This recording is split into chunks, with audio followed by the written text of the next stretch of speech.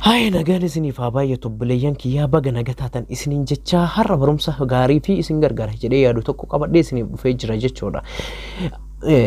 Akkaataa namoonni yeroo isinitti dawwalan silkii keessan biizii gochuudhaan yeroo baay'ee irra deddeebanii silkii yeroo isinii dawwalanii huccii jechuun ayiroopilaan mooddii irra keeyyachuudhaan niitoorkii keessan silkii keessa irraa balleessitu jechuudha.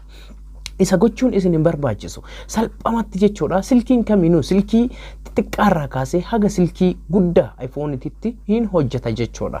Inni kuni jalqaba irratti akkuma kiiboordii silkii keessanii irra dhuftaniini istaarii 2 jettan jechuudha. Istaarii 2 jechuudhaani istaarii 2 jechuun ammas deebitanii istaarii jechuudhaani itti aansitanii 8-7 jettan jechuudha. 8-7 tuqxuu itti aansitanii masalaalii tuqxuu jechuudha. Silkii keessan yeroo kaanii achiin booda erga akkatti barreessitanii kaataniin booda silkii keessan batanii bilbila iddoo bilbilamu kanarratti al tokko ni bilbiltu jechuudha.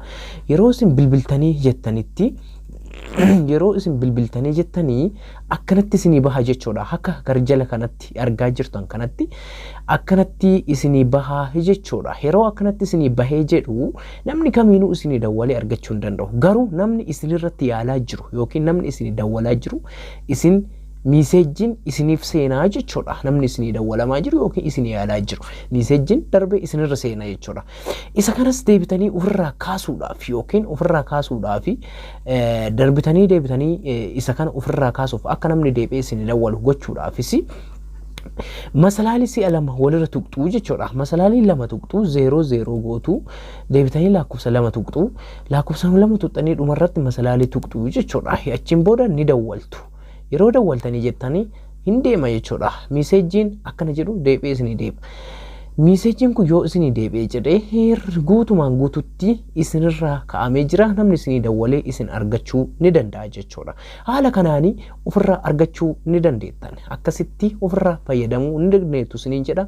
Namni mana kanaaf haaraa taate subscribe gochuun akkasuma like koomentii barreessuudhaan akka na jajjabeessitan abdii guddaa nan qaba jechuudha. Barumsa kanaan wal fakkaatu waa'ee appilikeeshinii websaayitoota garaagaraa asirratti waan isinii dabarsuufi namoonni baay'een asin fayyadamuu dandeettu isinii jedha. Like gochuun subscribe gochuu hin dagatinaa. Turtii gaarii isiniif haa ta'u.